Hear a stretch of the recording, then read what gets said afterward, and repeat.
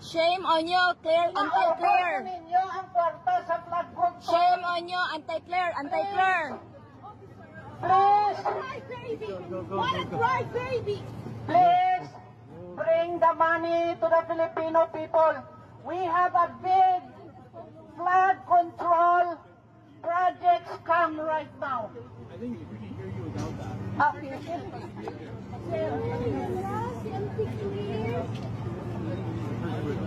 Kapal ng mukha.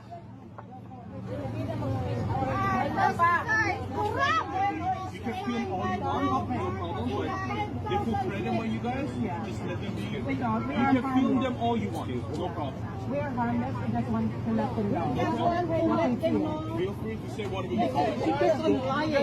She lies! No, they're not harassing! She lies! They are not harassing! Oh, come on. Harassing? Look what you did in the Philippines.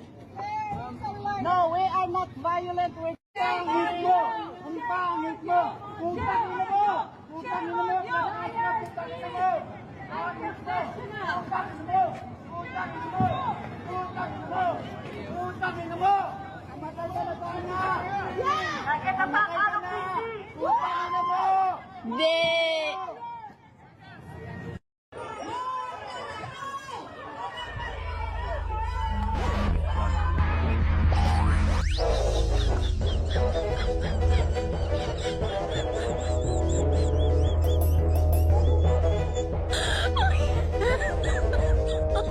Oh my God.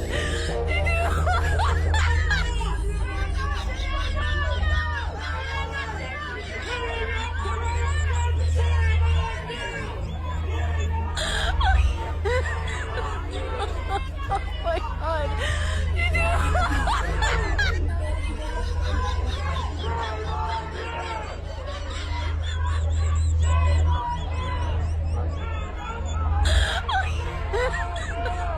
So, ito yung malaking example guys na respect is not something you can demand, but it is something to earn through your behavior or anong mga pinapakita mo sa tao in actual.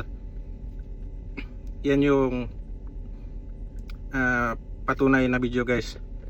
Kaya much better na gumawa tayo ng mabuti, not only sa video, like kagaya ng mga ginagawa nila is propaganda sa Pilipinas na manipulate nila yung mga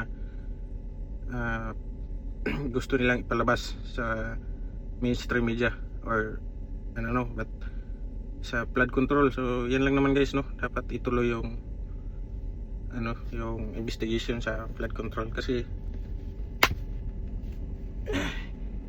isa ako sa ano, sa malaki din yung ambag as a taxpayer bilang OFW.